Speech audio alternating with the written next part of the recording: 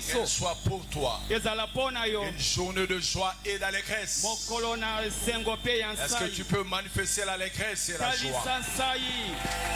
Est-ce qu'on peut pousser des cris d'allégresse à l'Éternel notre Dieu? La Bible dit dans son palais tout s'écrit.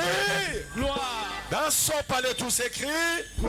Et dans son palais tout s'écrit. Gloire, gloire, gloire. Alléluia. Dis à ton frère qui est à tes côtés que la sainteté convie à la maison de l'Éternel. Loba santu ebongi nanda kwa nzambe. Est-ce que basantu bazawa na poko na tongo lelo? Amen. Basantu tobeta milolo poto sa basantu kati na Yesu Kristo.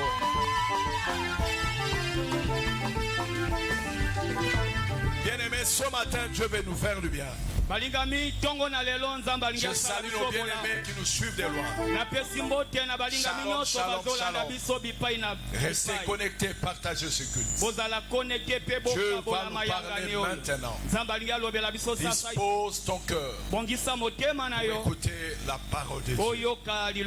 C'est que Dieu a préparé pour toi. Pas pour ton voisin, mais pour toi. L'instrument que Dieu va utiliser ce matin. C'est un homme de bien. Il est le fils spirituel. Patriarche révérend docteur Frédéric. Il sert Dieu au département de l'évangélisation. Il est parmi les interprètes. Il est marié à une seule femme.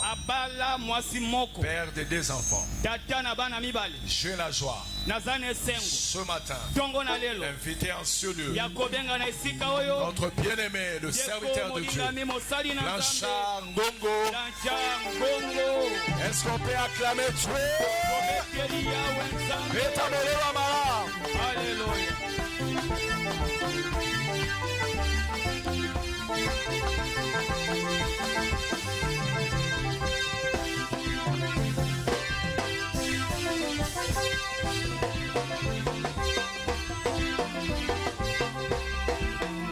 Gloire à Dieu.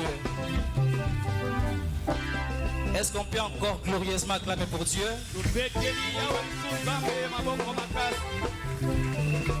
Vous avez bien fait d'acclamer Dieu. Est-ce qu'on peut encore l'acclamer très fort? Il est puissant, il est merveilleux, il est glorieux et il est présent au milieu de nous ce matin. Alléluia. Gloire à Dieu. Pendant quelques secondes, on peut élever nos mains dans la présence de Dieu et nous recommander nos cœurs. Demandons à Dieu de nous parler ce matin. Demande à Dieu, bien-aimé, de te parler ce matin. Parce que ce matin, tu es venu écouter Dieu. Ce matin, tu n'es pas venu écouter quelqu'un. Tu n'es pas venu écouter un homme. Mais tu es venu écouter Dieu. Et je te rassure ce matin que Dieu te parlera ce matin. Non, je te dis avec exactitude, je ne suis pas en train de transiger. Je te dis certainement, bien-aimé, ce matin quelque chose se passera dans ta vie. Ce matin tu veux voir la transformation. Dieu s'est décidé depuis son trône. Il s'est décidé depuis son trône de transformer ta vie. Voilà pourquoi tu dois lui recommander ton cœur. Demande-lui de te parler avec exactitude. Le message de ce matin n'est pas pour ton voisin. Mais c'est pour toi. C'est pour toi que ce message est venu. Alléluia. Seigneur, parle-nous ce matin. Parle à ton peuple ce matin. Seigneur éternel, Dieu de grâce et de bonté, nous y voilà, ô Père, devant ton trône.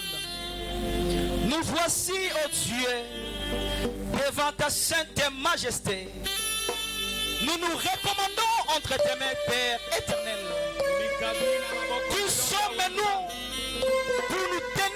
devant ton peuple. Nous ne sommes que des instruments. Nous ne sommes que des distributeurs. Nous ne sommes que des serveurs. Nous voulons servir ce que toi tu as déposé entre nos mains. Nous voulons servir ce que toi tu vas déposer dans nos bouches. Voilà pourquoi nous nous recommandons à toi. Utilise-nous puissamment. Que ta gloire se manifeste. Que les vies soient transformées ce matin. Que les malades soient guéris. Que les paralytiques marchent. Que les miracles s'opèrent. Cher Saint-Esprit, l'ami de mon Père spirituel, sois mon ami ce matin. Place tes mots dans ma bouche.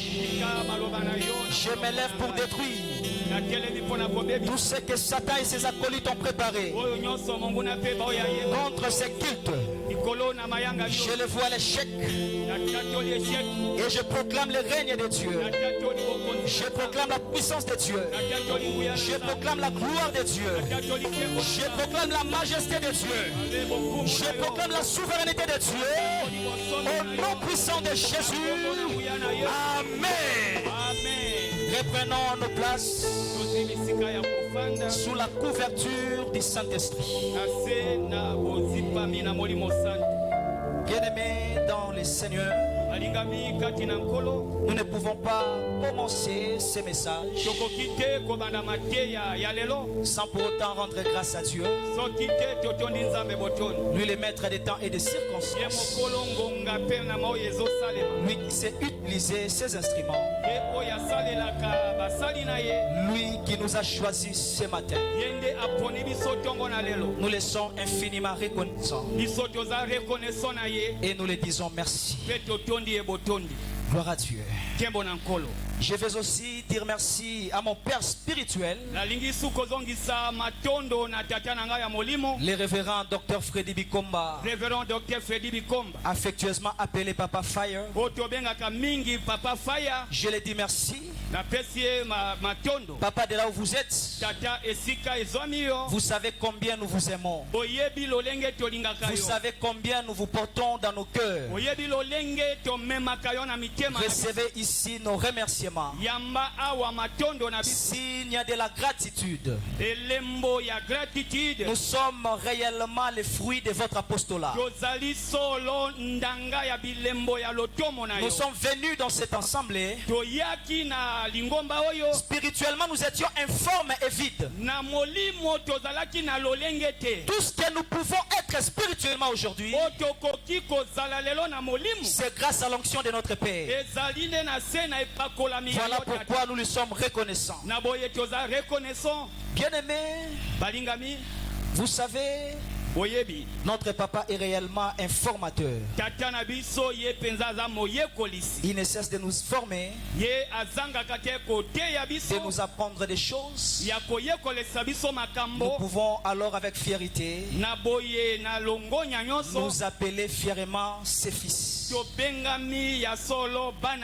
Moi je suis là de bien plaît depuis 2012. Et depuis que je suis là, je n'ai jamais allé dans une autre église. Depuis que je suis là, depuis 2012, je ne suis jamais parti dans une autre église. Un autre pasteur ne m'a jamais imposé les mains, à part mon père spirituel et la révérende généreuse Bikomba. Voilà pourquoi, bien aimé, c'est que nous sommes, nous le sommes grâce à lui. Est-ce qu'on peut apprécier la grâce que Dieu a déposée dans cette maison? Gloire à Dieu. Nous disons aussi merci à notre maman, la révérende généreuse Bikomba, Elle est une mère pour nous. Merci maman pour tes conseils, pour tes orientations. Elle a beaucoup fait dans ma vie. Elle continue à faire, bien sûr, sur le plan comportemental et sur le plan conjugal. Elle fait beaucoup de choses. Aux anciens et aux diables, nous vous disons merci. Bien-aimés dans le Seigneur, à vous qui êtes là ce soir, nous voulons seulement vous assurer ce matin, à vous qui êtes là ce matin, nous voulons seulement vous assurer. Nous voulons seulement vous rassurer que vous avez choisi une bonne part. Vous avez choisi une bonne part. Ce n'est pas en vain que vous êtes là. Un jour, Jésus parlait à l'une des sœurs de Lazare. Il a dit à Marthe, Marthe, tu t'inquiètes et tu t'agites pour beaucoup de choses. Une chose est nécessaire. Marie a choisi la bonne part qui ne lui sera point ôtée. C'est la part que tu as choisie ce matin. C'est une part qui ne te sera jamais ôtée. C'est une part qui ne te sera jamais ôtée. La part que tu as choisie ce matin. Et Dieu va te faire du bien. Est-ce qu'on peut glorieusement acclamer pour Dieu? Gloire à Dieu. Les thèmes que Dieu a mis dans mon cœur, et je vais les partager avec son ensemble. Les thèmes s'intitulent de Mara à Élim. De Mara à Élim. C'est le thème que nous allons exploiter ce matin. De Mara à Élim. Nous allons lire les versets bibliques. Notre verset principal, c'est le livre d'Exode.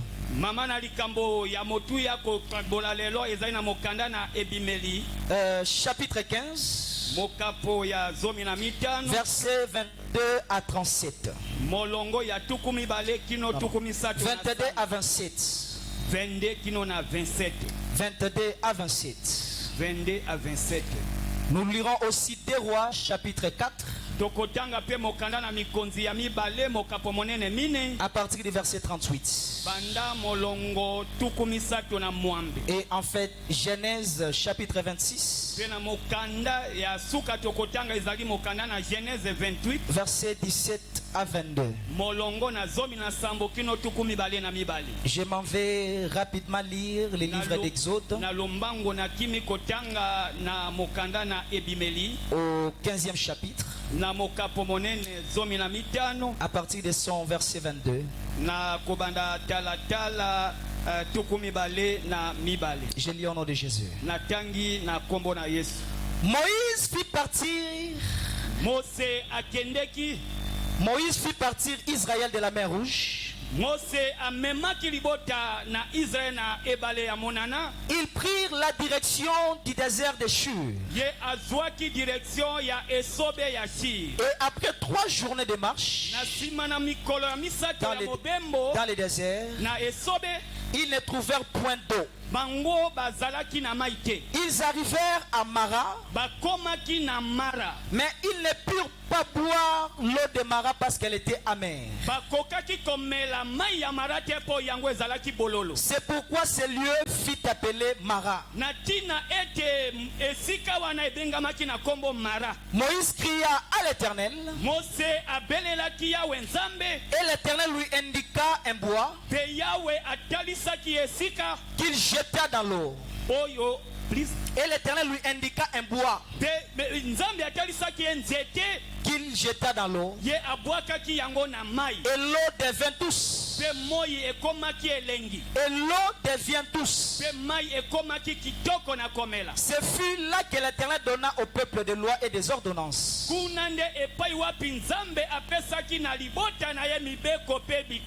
Et ce fut là qu'il les mit à l'épreuve.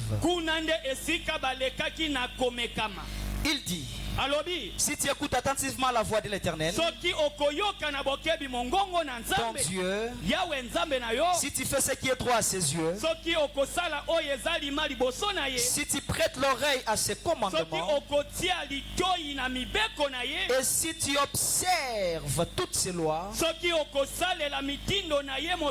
ne te frapperai d'aucune maladie dont je frappais les Égyptiens, car je suis l'Éternel qui te guérit. Ils arrivèrent à Élim, où il y avait 12 sources d'eau et 70 palmiers. Ils campèrent là près de l'eau. Ils campèrent là près de l'eau. Nous allons courir derrière les temps. Les autres passages, nous allons les paraphraser, mais à la maison, vous allez les lire. Bien-aimés dans le Seigneur, les passages bibliques que nous venons de lire nous relatent un fait.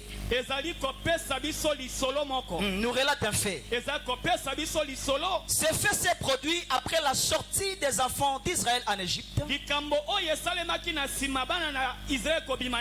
Après qu'ils aient traversé la mer Rouge, les enfants d'Israël ont traversé la mer Rouge. Les enfants d'Israël ont traversé la mer Rouge. Après la traversée, il s'est fait qu'ils ont fait 3 journées de marche. Ils ont marché pendant 3 jours dans le désert de Shur. Et pendant ces 3 jours de marche, les enfants d'Israël ne trouvèrent point d'eau. Alors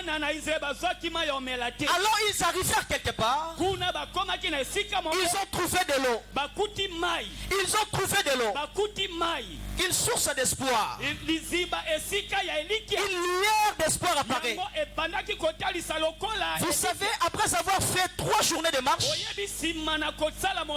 sans pour autant boire de l'eau, vous arrivez quelque part, vous voyez une source, alors vous trouvez là une lueur d'espoir. Vous dites ici, ça y est.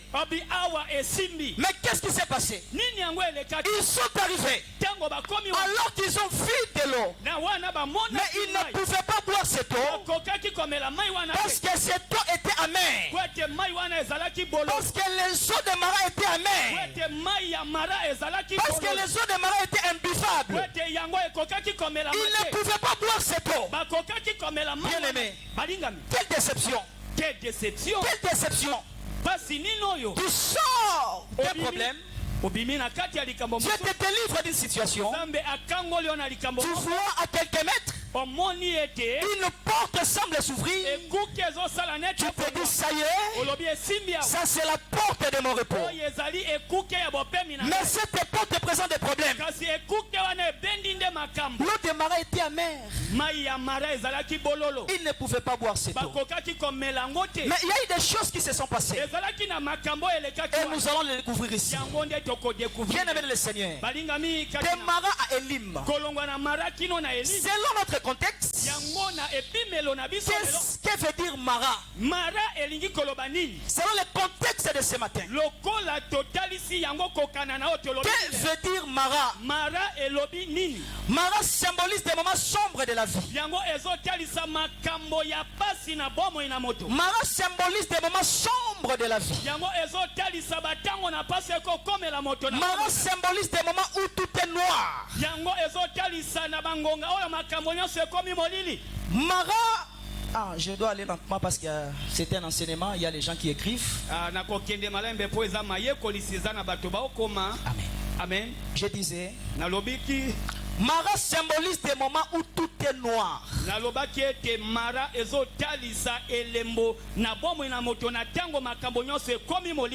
Mara symbolise des moments sans issue de sortie. Humainement parlant. Humainement parlant, il n'y a pas d'issue. Tu es face à un problème. Humainement parlant, il n'y a pas d'issue de sortie. Où est-ce que tu peux sortir? Mara symbolise des moments de disette. Mara symbolise des moments des épreuves. Des moments des épreuves.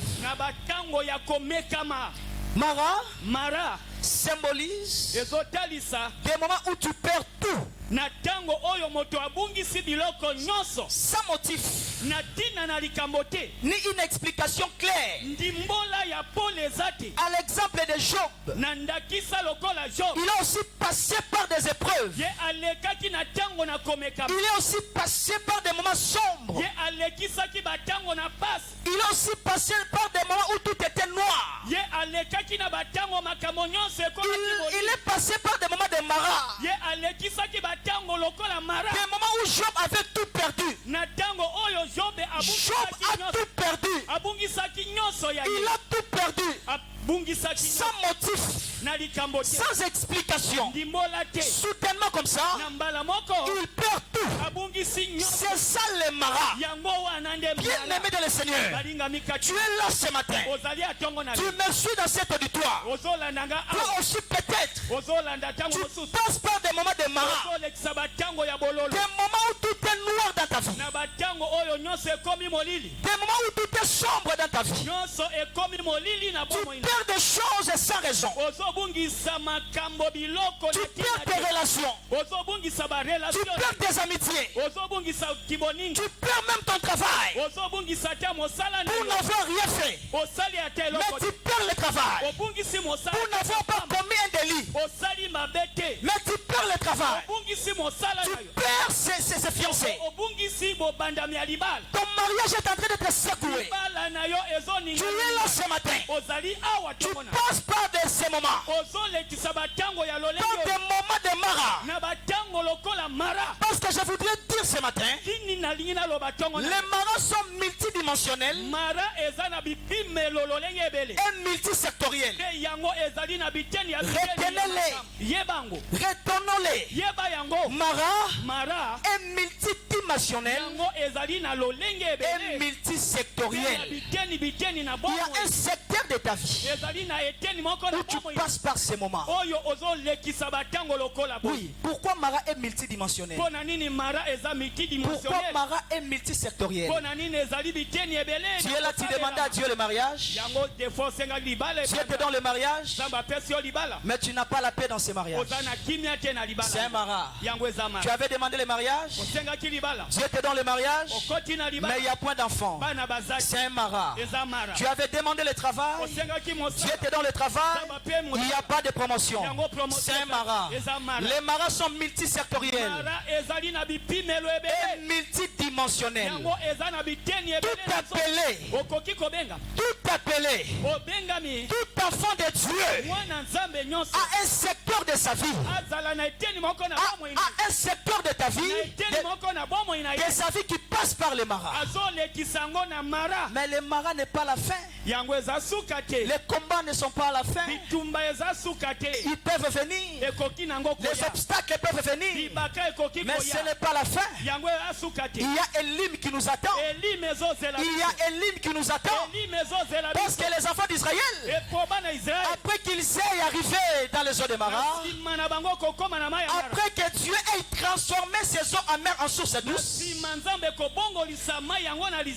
les avait conduits à Elim, où il y avait 12 sources d'eau et 70 palmiers. Je voudrais dire à quelqu'un ce matin, à toute personne qui est sous le son de ma voix, les Maras ne sont pas des terminus dans ta vie. Les obstacles que tu vois là, les problèmes que tu rencontres, ce n'est pas le terminus. Ce n'est même pas encore la station. Ce n'est ni la station, ni le terminus. Parce qu'il y a Elim qui t'attend. Je voudrais te rassurer ce matin. Elim t'attend. Tu arriveras dans ton Elim. Tu trouveras 12 sources d'eau. Est-ce qu'on peut glorieusement acclamer pour Dieu? Acclame glorieusement pour Dieu. Elim est là. Elim t'attend. Il est devant toi. Il est là aux bras ouverts. Mais quitte à toi de ne pas être affaibli par les maras, de ne pas être fatigué par les maras, parce que tu dois savoir que Mara n'est pas une station, n'est pas non plus un terminus. Est-ce qu'on peut acclamer pour Dieu? Alléluia. Gloire à Dieu. Ah Seigneur, aide-moi. Mais Elim dit quoi? Suivant notre contexte, Elim symbolise le repos après les épreuves. Elim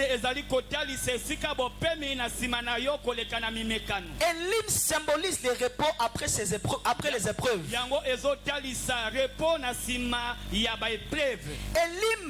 Elim symbolise les secours inattendus de Dieu.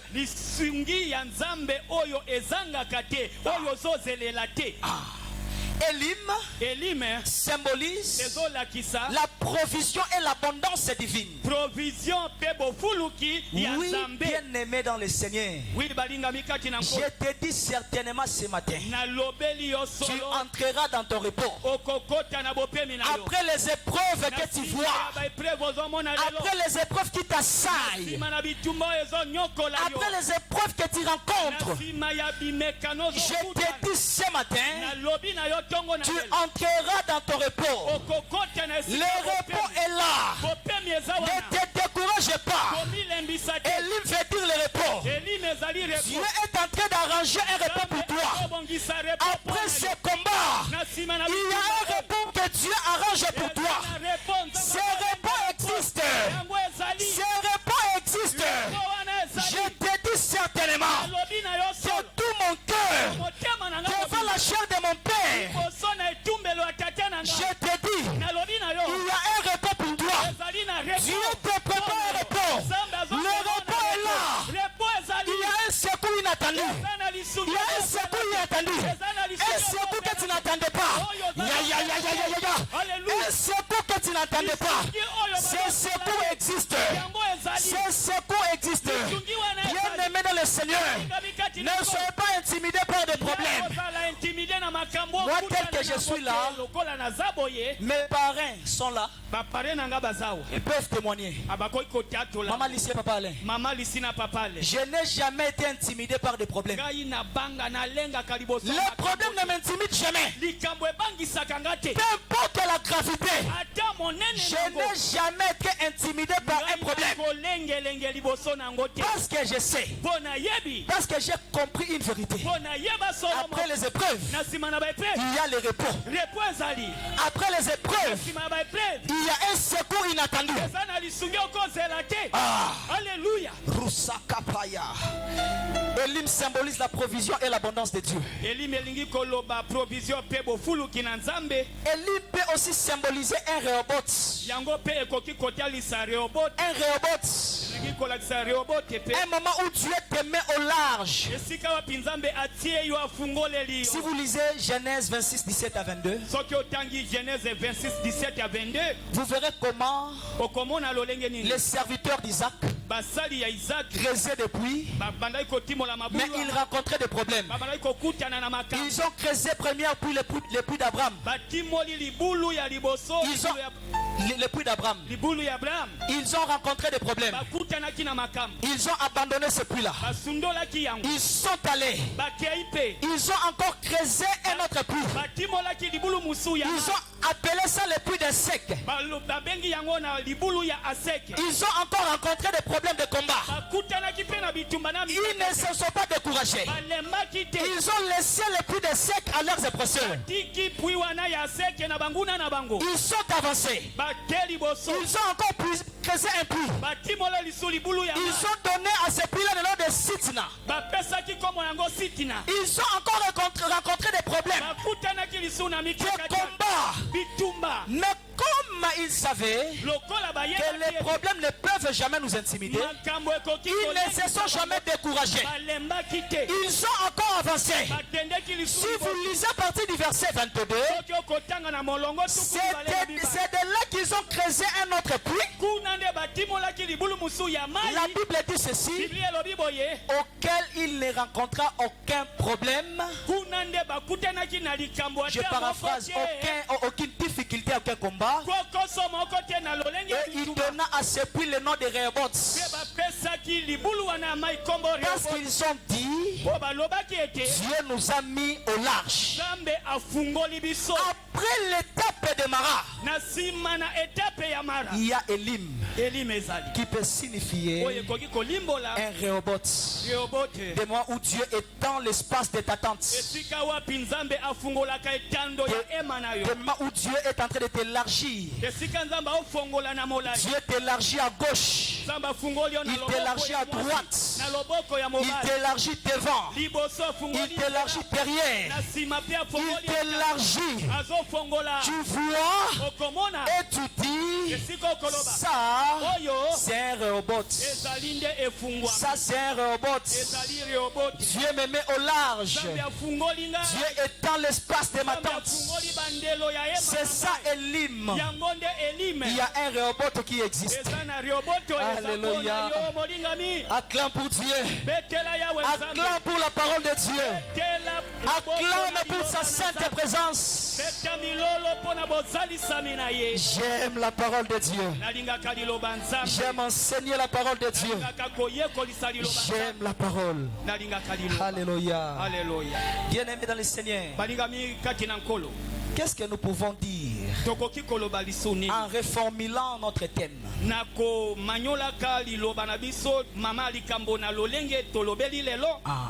En reformulant notre thème,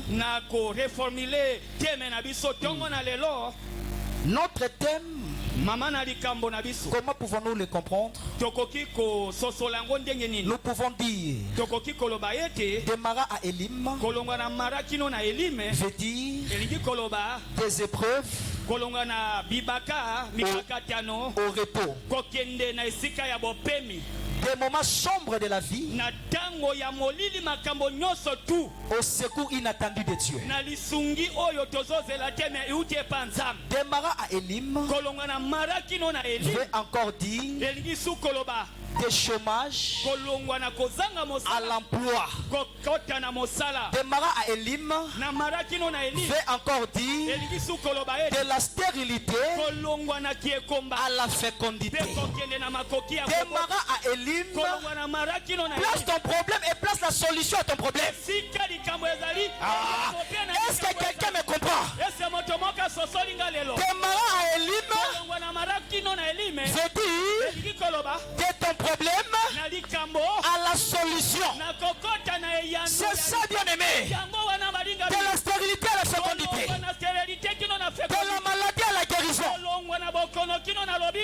Du blocage à la délivrance.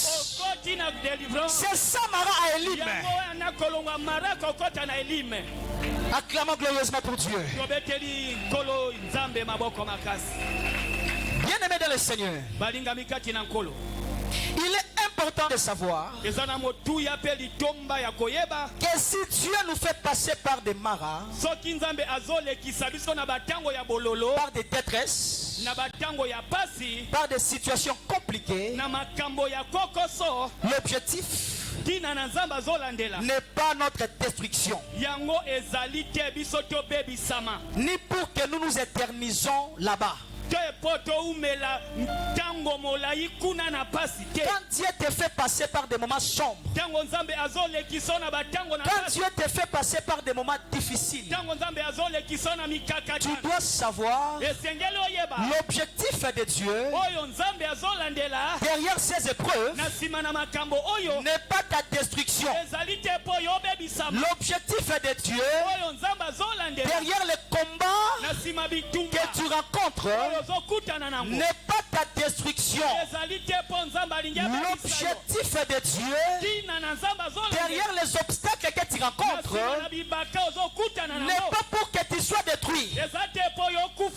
Dieu vise quelque Dieu poursuit un objectif. Derrière ces maras, il poursuit quelque chose. Bien-aimé dans le Seigneur, Dieu peut nous faire passer par des moments d'amertume pour nous éprouver. Pour nous éprouver. Parce que si vous lisez la parole de Dieu, la Bible dit, c'est par là que Dieu a mis les Israélites en épreuve. Dieu peut nous faire passer par Mara pour nous éprouver, pour éprouver notre foi, pour éprouver notre fidélité, pour éprouver notre patience, et pour éprouver notre loyauté. Dieu veut que nous lui restons fidèles. Dieu veut que nous lui restons loyaux. Dieu veut que nous soyons inébranlables. Dieu veut que nous soyons patients. Voilà pourquoi, bien-aimé, il peut nous faire passer par Mara pour éprouver notre fidélité à lui. On peut lire Jacques chapitre 1 versets 2 à 3. Je vais même avancer jusqu'à 4. Écoute ce que la Bible dit. Mes frères, regardez comme un sujet de joie complète. Non, regardez comme un sujet de joie complète les épreuves auxquelles vous vous êtes exposés, sachant que l'épreuve de votre foi produit la patience. Bien aimé dans le Seigneur, j'avais dit ici, Dieu peut nous faire passer par Mara pour éprouver notre patience. La Bible dit ici, il faut que l'épreuve de notre foi produise en nous la patience. C'est-à-dire quoi? Quand je suis éprouvé, quand je passe par des amertumes, je dois comprendre comme enfant de Dieu que c'est une épreuve de la foi. Et comme je réalise que c'est l'épreuve de la foi, il faut que cette épreuve de la foi produise en moi la patience. Parce que je dois croire, en patientant, ces problèmes passeront. Apprenons à être patients dans les épreuves auxquelles nous sommes exposés, sachant que cela nous amène à la gloire. Oui, apprenons à être patients devant les épreuves que nous sommes exposés. Parce que ces épreuves ne sont rien d'autre que les épreuves de notre foi. Dieu est en train d'éprouver notre foi. Voilà pourquoi ça doit produire en nous la patience. Un enfant de Dieu ne peut jamais renier sa foi à cause d'un quelconque problème. Un enfant de Dieu ne peut jamais renier sa foi à cause d'un quelconque problème. Si tu vois un chrétien renier sa foi parce qu'il rencontre des problèmes, sache-le très bien qu'il ne s'est jamais converti. Il ne s'est jamais réellement converti. Quelqu'un qui est réellement converti ne peut jamais renier sa foi à cause des problèmes. Bien aimé le Seigneur, je me rappelle en 2021, le mois de juin, alors que je préparais mon mariage pour le mois de septembre, pour rien, il y avait une semaine, le début de la semaine, le début de la semaine, le HR, bon, c'est-à-dire le directeur, la directrice des ressources humaines, m'a appelé pour me demander de me promouvoir du département où j'étais pour migrer vers le département d'audit. Papa Faya connaît cette histoire. Mes parents en connaissent. Et on devait me shifter. On devait me shifter, me transférer vers le département d'audit. Moi je n'étais pas dans le département des ressources humaines. J'étais dans un département. La directrice des ressources humaines m'a appelé. Elle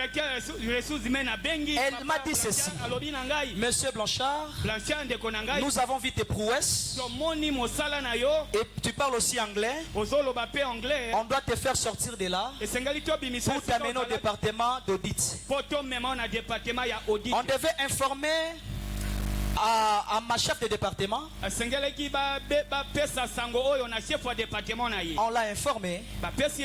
Elle a monté des choses. Elle m'a créé des problèmes. Parce que pourquoi de là où j'étais, on devait m'amener dans un endroit où je devais recevoir beaucoup d'avantages par rapport aux avantages que j'avais là-bas. Jusqu'à partir de m'accuser pour rien. Jusqu'à ce qu'au mois de juin, la même semaine, le HR m'a encore appelé pour me donner une lettre de révocation. On te révoque pourquoi? Pour avoir fait quoi? Parce que la directrice des ressources humaines a voulu te faire promouvoir. Ça a créé la jalousie. On doit te révoquer pourquoi? J'appelle mon épouse à l'époque là, ma fiancée. Je l'appelle. Je lui ai expliqué la situation. J'ai pris les transports, je suis rentré. Je suis venu à l'église. Parce que nous étions pendant nos 2 semaines que nous organisons au mois de juin, des prières. Je suis arrivé ce jour-là. Je suis monté là-bas. J'ai un nom ici. J'ai interprété comme je n'ai jamais fait. J'avais interprété ce jour-là, je ne comprenais pas la force que j'avais. Alors que je sortais d'un problème. À la fin du culte, je pars expliquer à papa. Le papa m'a expliqué. Il dit, on a prié d'abord. Il m'a dit, suis ces démarches, fais ça, ça, ça, ça, ça. Je l'ai fait, ça n'a pas tenu. Après la sortie, après que le papa m'ait donné les orientations, je suis allé expliquer à papa, je lui dis regarde ça, ça, ça, ça. Mais lui-même était donné à Blanchard. Tu as interprété aujourd'hui comme quelqu'un qui n'a pas un problème. Parce que j'ai compris, les obstacles ne peuvent jamais nous pousser à renier la foi. Puisque ce jour-là, j'avais le programme de l'interprétariat. Parce que ce jour-là, j'avais le programme de l'interprétariat. Je ne pouvais pas dire, bon, comme on vient de me révoquer, je n'interprète pas. J'ai interprété. Mais j'avais une équation. Qu'est-ce que tu diras à la famille? On te révoque du travail. À quelques mois du mariage. Que la famille dise quoi? De cette femme que tu veux épouser. J'étais devant un dilemme. Que la famille va dire quoi? On te révoque. S'il y a les membres de ma famille qui sont là, c'est peut-être aujourd'hui qu'ils apprennent la vraie version de ces faits. J'ai continué comme ça. Nous nous sommes mariés. Et j'ai dit à la famille après, j'ai dit qu'on m'a révoqué après le mariage. Parce que je ne voulais pas créer des problèmes avec mon épouse. Qu'on dise quoi d'elle? Vous savez un peu. J'ai géré la situation. Mais bien aimé dans le Seigneur, je l'ai dit pour vous dire que je donne cet exemple pour vous dire un vrai chrétien ne peut jamais renier la foi à cause des problèmes. Quelques temps après, j'ai reçu un emploi quelque part. Et ce que j'ai reçu aujourd'hui dépasse de 4 fois ce que j'ai reçu là-bas. Oui.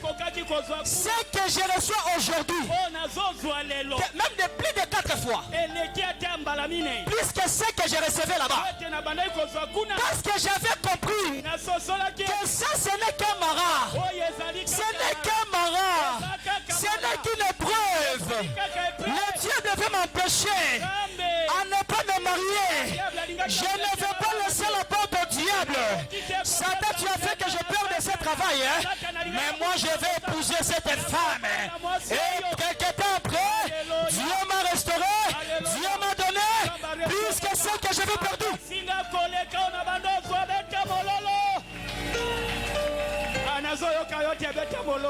Est-ce qu'on peut acclamer pour Dieu? Je suis quelqu'un de très discret. Je suis quelqu'un de très discret. Même ancien Jean-Paul, je suis souvent avec lui, il n'a jamais connu cette histoire. Vous savez, c'est ça la discrétion dans la vie. Est-ce qu'on peut acclamer pour Dieu? Ah, Jésus. Jésus. Je sens sa présence. Voilà pourquoi je vais dire à quelqu'un ce matin. Dieu va te restaurer. Dieu va te restaurer. Non, tu ne le crois pas. Voilà pourquoi tu n'acclames pas. Tu ne crois pas à la restauration de Dieu. Voilà pourquoi tu n'acclames pas. Je te dis ce matin, Dieu va te restaurer. Dieu va te restaurer. Il te donnera plus que ce que tu as perdu. Il te donnera plus que ce que tu as perdu. Parce que toi tu continues à le faire confiance. Parce que toi tu continues à le faire confiance. Parce que toi tu continues à s'attacher avec lui.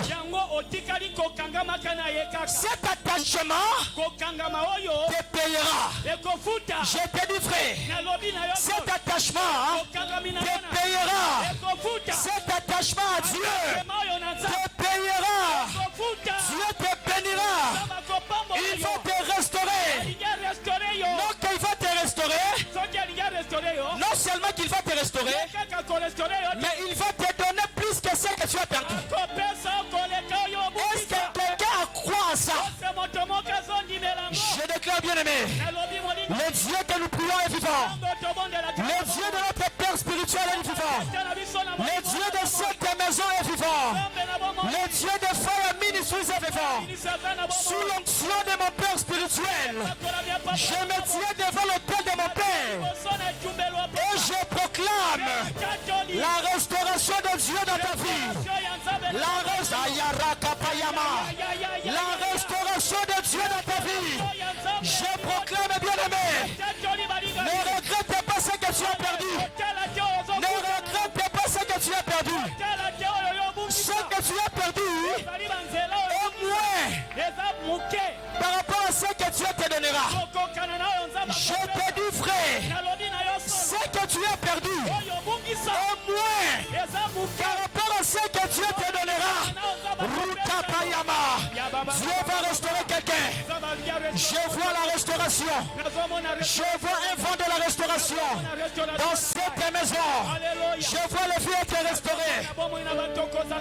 Je vois le vie être restauré. Je vois le foyer restauré. Je vois les familles restaurées. Je vois les études restaurées. Je vois les relations restaurées. Je vois les projets être restaurés. Bien-aimés dans le Seigneur, je vous dis frère, ce que j'ai dit ici, tu le vivras au nom puissant de Jésus-Christ. Je sens la forte présence de Dieu. Je sens la gloire de Dieu. Le Dieu de la restauration est là. Rusatayama. Alléluia. Je m'en vais rapidement pour atterrir. Que faire face au maras auquel nous nous sommes exposés? Que faire face au maras auquel nous nous sommes exposés? Bien-aimés dans le Seigneur, il y a des choses à faire. La première des choses, face au maras, c'est-à-dire face aux problèmes, face aux disettes, face aux difficultés qui nous arrivent, nous devons d'abord faire confiance en Dieu et l'invoquer. La Bible dit, Moïse cria à l'Éternel. Pourquoi Moïse a crié à Dieu? Moïse a crié en Dieu parce qu'il avait confiance en ce Dieu. Parce qu'il savait que si je crie en Dieu, j'aurai la solution à ces problèmes. Bien-aimé dans le Seigneur, devant les problèmes qui t'arrivent, tu dois faire confiance en Dieu. Tu dois crier en Dieu. Bien-aimé, tu ne peux pas invoquer Dieu si tu le fais pour confiance. Bien-aimé, Maman Fallon nous a prêché le mercredi et elle a parlé de la foi. La foi, c'est un élément déclencheur des solutions de Dieu. Tu ne peux pas invoquer Dieu si tu ne fais pas confiance. Voilà pourquoi la Bible dit que celui qui s'approche de Dieu croit qu'il existe et qu'il est le rémunérateur de ceux qui le cherchent. Avant que Dieu devienne ton rémunérateur, il y a un pas que tu dois faire. Tu dois d'abord croire. Par ricochet, je veux dire, si tu ne crois pas, Dieu ne sera jamais ton rémunérateur. Il n'est le rémunateur que de celui qui croit à son existence. Moïse a cru en Dieu. Voilà pourquoi il a invoqué. Bien-aimé de le Seigneur, c'est une peine perdue. Priez un Dieu dont on ne fait pas confiance. Amen. La deuxième des choses à faire, nous devons toujours engager Jésus dans nos combats, dans nos dissettes, dans nos amertumes, dans nos difficultés. Nous devons toujours engager Dieu. Engager Jésus-Christ. Engager Jésus-Christ dans les combats veut dire mettre en avant les acquis du calvaire pour ta situation. Engager Jésus dans tes combats veut dire mettre en avant les acquis du calvaire pour ta situation.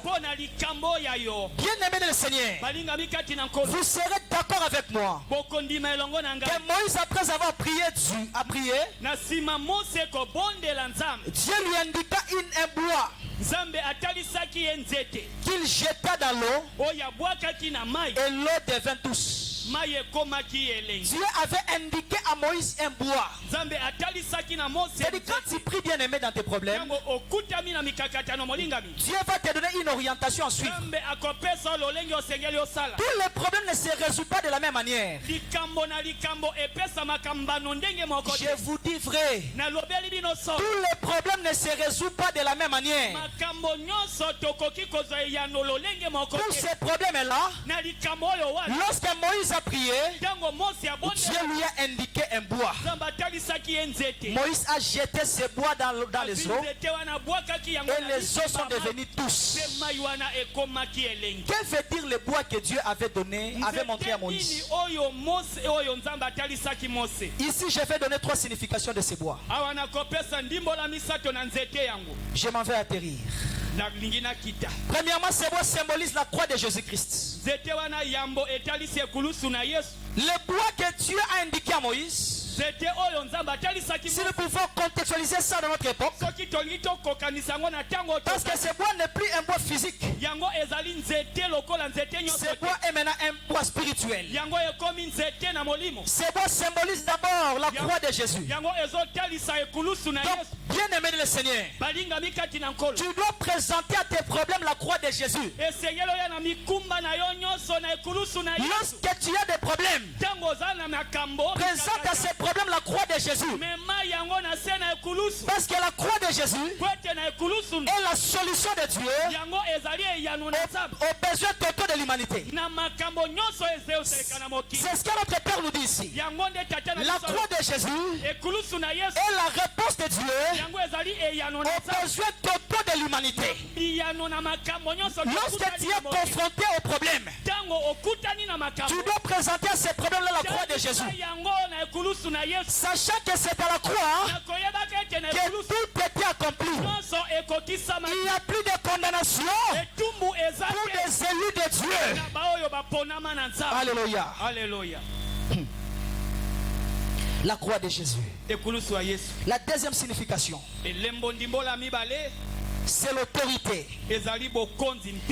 L'autorité que Dieu t'a donnée. Bien aimé, au temps de la fin que nous sommes, devant les problèmes qui nous arrivent, un vrai chrétien, quand je dis un vrai chrétien, c'est un chrétien assidu, un chrétien réellement converti.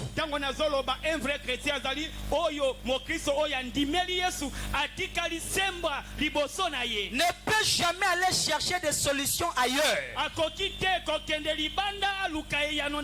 Parce qu'il est détenteur d'un pouvoir. Peut-être que tu t'ignores. Bien aimé de le Seigneur, nous sommes les détenteurs d'un pouvoir. Nous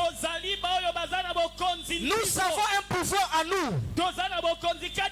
Ce n'est pas dehors. C'est à nous, nous en avons. Dieu avait indiqué à Moïse un bois qui est symbole d'un pouvoir. Ce pouvoir, nous l'avons. Ce pouvoir, Jésus nous l'a donné. Voilà pourquoi il dit dans sa parole, il dit, voici, je vous ai donné le pouvoir. Luc 10, verset 19. Il dit, voici, je vous ai donné le pouvoir de marcher sur les scorpions, sur les serpents. Les pouvoirs là, on en a. Tu ne peux pas aller chercher ailleurs. Chercher chez les Mbikoudi pour être promis dans ton travail. Tu peux chercher les pouvoirs ailleurs. Tu es détenteur de pouvoir. Dieu avait la possibilité de dire seulement un mot et que les eaux de Mara se transforment en source douce. Mais pourquoi Dieu ne l'a pas fait ainsi? Parce que dans la poursuite de l'œuvre de la création, Dieu fait toujours travailler avec l'homme. Voilà pourquoi Dieu voulait travailler avec Moïse. Voilà pourquoi Dieu a dit à Moïse de prendre ses bois et de jeter dans l'eau. Il pouvait seulement dire quelque chose. Dieu veut travailler avec toi. Parce qu'il sait que tu possèdes à toi un pouvoir. Un pouvoir qui peut transformer. Un pouvoir qui peut changer. Un pouvoir qui peut changer la situation de ta famille. Un pouvoir qui peut changer la malédiction de ta famille en bénédiction. Un pouvoir qui peut changer les échecs de ta famille en réussite. Un pouvoir qui peut changer des situations qui ont perduré. Tu as ce pouvoir-là. C'est entre tes mains. Tu dois seulement l'utiliser. Moïse, lorsqu'il a pris ses bois, il n'avait pas gardé ça. Mais il avait utilisé ça. Les mal avec les chrétiens de notre génération, tu as un enfant qui est malade à la maison. Tu sais que Jésus t'a donné le pouvoir de prier pour les malades et que les malades soient guéris. Mais tu es là en train de pleurnicher. Tu es là en train de pleurer. Tu es là en train de pleurer. Non, bien aimé le Seigneur, tu as un pouvoir. Tu dois l'exercer. Je vais relater un fait dans quelques minutes. Depuis hier à 6h15, c'est depuis hier à 6h15 que mon épouse m'a rendu encore père pour une autre fois.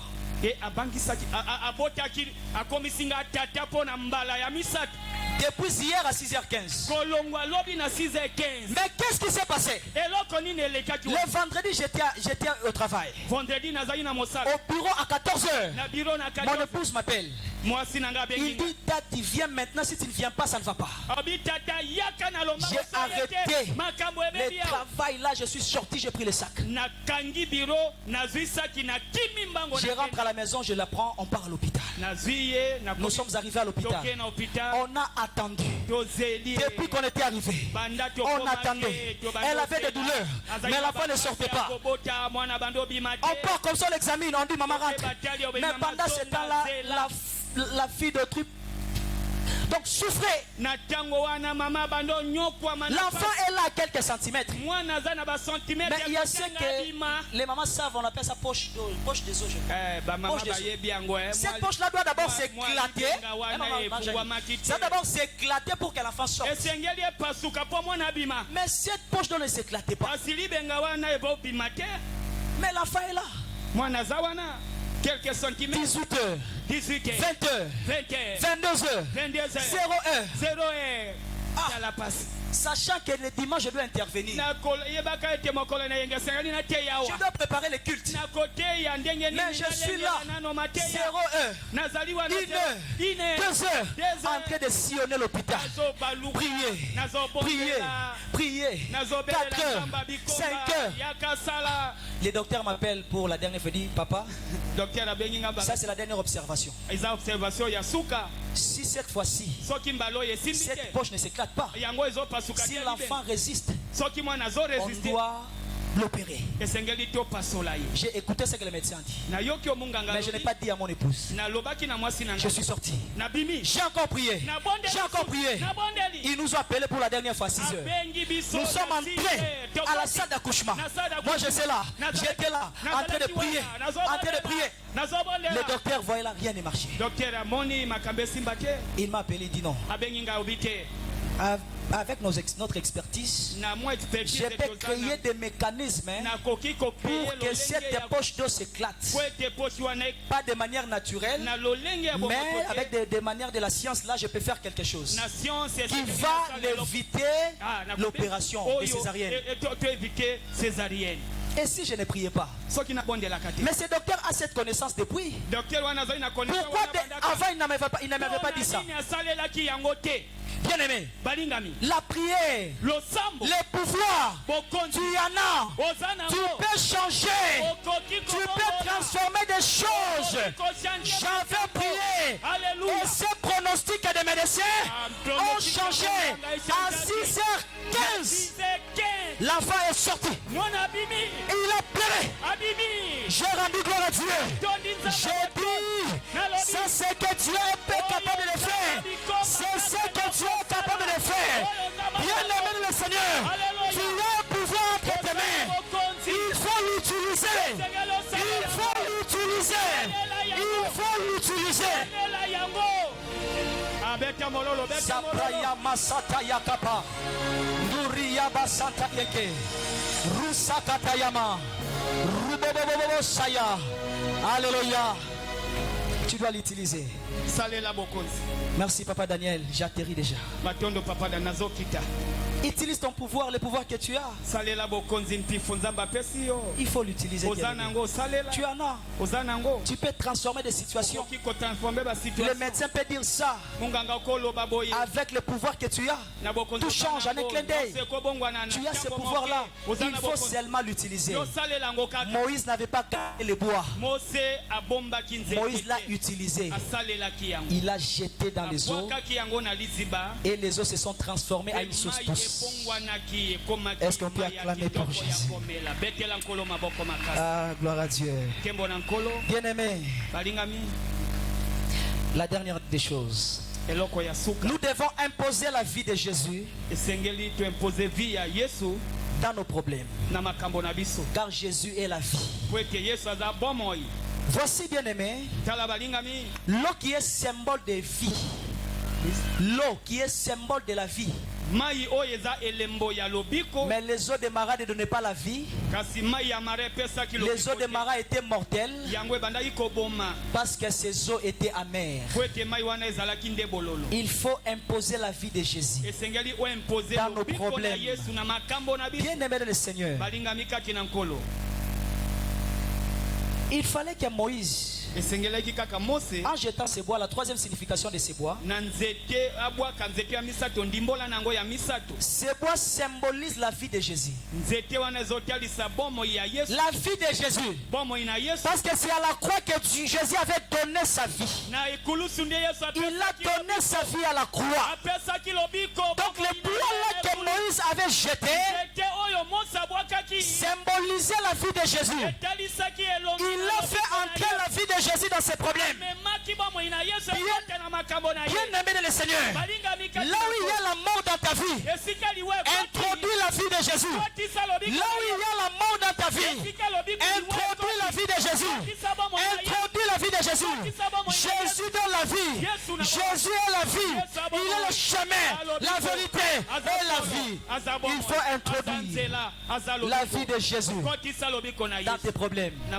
Introduis la vie de Jésus. Il est celui qui donne la vie. Il a donné la vie aux ossements déchessés. Bien-aimé le Seigneur, qu'est-ce qui est sèche dans ta vie? Qu'est-ce qui est déchessé dans ta vie?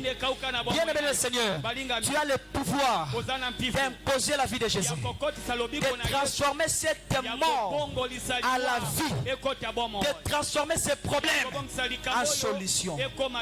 Tu as le pouvoir transformateur. Les eaux étaient transformées en source douce. Les peuples ont bu. Le peuple était satisfait. Mais ce n'était pas encore la fin. Parce que Dieu devait les conduire à Élim, où il devait rencontrer 12 sources d'eau qui représentent une bénédiction proportionnelle à 12 tribus de Juda.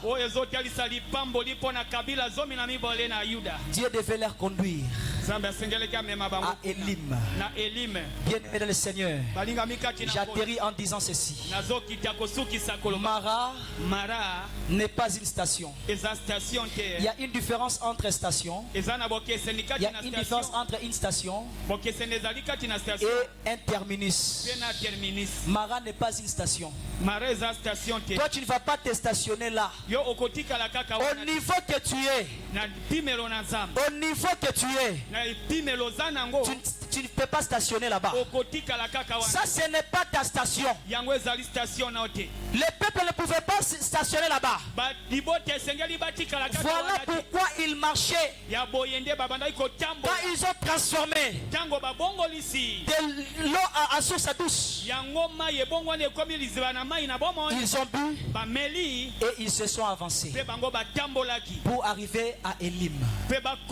Bien-aimé dans le Seigneur, ne vis jamais dans le contentement. Le niveau que tu as là, par rapport à ce que Dieu voit de toi, est encore petit. Le niveau que tu es arrivé, par rapport à ce que Dieu voit de toi, est encore petit. Dieu ne voyait pas que la transformation des eaux. Dieu voyait autre chose au-delà de ça. Ne te stationne pas là-bas. Ne dis pas que ça suffit. Je peux m'arrêter ici. Non, bien-aimé. Mara n'est pas aussi un terminus. Parce qu'il faut arriver à Elim et jouir de tes bénédictions. Voilà ce qu'on a dit. Alléluia. Est-ce qu'on peut acclamer pour Dieu? Est-ce qu'on peut glorieusement acclamer pour Dieu? Je lis rapidement. Psaume chapitre 23, verset 4. Quand je marche dans la vallée de l'ombre et de la mort, je ne crains aucun mal. Quand tu es avec moi, ta houlette et ton bâton me rassurent. Bien aimé le Seigneur, l'intestation n'est pas là. Tu dois marcher. Tu dois marcher. Pour arriver à Elim, il faut marcher. Il faut marcher. Il faut avancer. Il faut avancer. Et toujours avancer avec Dieu. Toujours avancer avec Dieu. Toujours avancer avec Jésus. Tu quittes Mara. Tu quittes Mara. Tu avances. Je me marie. J'avance. J'avance. J'avance. Parce que je sais, ça n'est pas encore la fin. Bien aimé le Seigneur, prends la décision ce matin de ne jamais être découragé par n'importe quel problème qui t'arrive. Prends la décision ce matin de ne jamais baisser les bras devant les difficultés. Prends la décision ce matin de s'accrocher à Dieu. Prends la décision ce matin de marcher avec Dieu, parce que c'est Dieu-là te dit qu'il est avec toi et il marchera avec toi. Que Dieu vous bénisse abondamment. Alléluia. Quelle parole, est-ce qu'on peut acclamer Dieu? Est-ce qu'on peut pousser des cris de joie? De Mara à Elim, de Mara à Elim, de la pauvreté à la richesse, de la stérilité à la fécondité, de l'humiliation à l'élévation. Est-ce qu'on peut pousser des cris de joie pour cette parole d'édification? N'ai jamais paniqué. Dites Amen. J'ai bien compris pour le serviteur de Dieu. Est-ce qu'on peut s'élever? Est-ce qu'on peut prier pour lui? Alléluia. Dieu est bon. Élevons nos voix et prions pour Papa Blanchard. Tu es là encore béni avec un enfant. Élevons nos voix et prions. Père, nous élevons nos voix. Merci parce que tu nous as parlé. Tu nous as communiqué ta parole à travers ton instrument. Notre bien-aimé Papa Blanchard. Merci pour la révélation de ta parole qui éclaire et qui donne l'intelligence aux simples. Bénisse sa vie, son ministère, ses projets et pourvoie tous ce besoin. Bénis sa femme et ses enfants. Nous prions en sa faveur. Que les portes lui soient grandement ouvertes. Oh, bénis sa vie, Seigneur. Que tous les projets de l'ennemi contre sa vie soient voués à l'échec. Au nom de Jésus-Christ. Répands ta bénédiction en abondance dans sa vie. Et répands la pluie d'abondance. Qu'il vive Elim dans sa vie. Qu'il vive de bénédiction inattendue. Nous le bénissons dans le nom de Jésus que nous avons su prier. Amen. Amen. Est-ce qu'on peut acclamer Dieu? Merci Papa Blanchard.